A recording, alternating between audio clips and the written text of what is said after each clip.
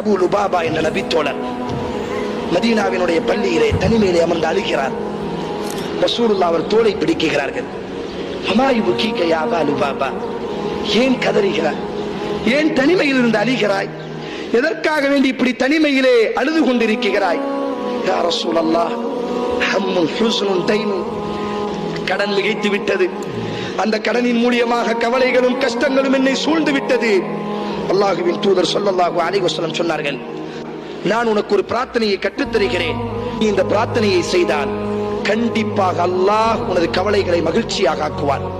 கண்டிப்பாக உனது கடன்களை அல்லாஹ் கொடுத்து நிறைவேற்றுவான். அல்லாஹ்வின் தூதரே, அந்த பிரார்த்தனையை எனக்கு கற்றுத்தாருங்கள். அல்லாஹும்ம இன்னி அஊது பிக மினல் ஹம்மி வல் ஹுஸ்ன் வ அஊது பிக மினல் அஜ்ஸி வல் கஸல் வ அஊது பிக மினல் ஜுப்னி வல் புக்ல் வ அஊது பிக மின் கலபத்தி தைனி வ கஹ்ரி ரிஜால்.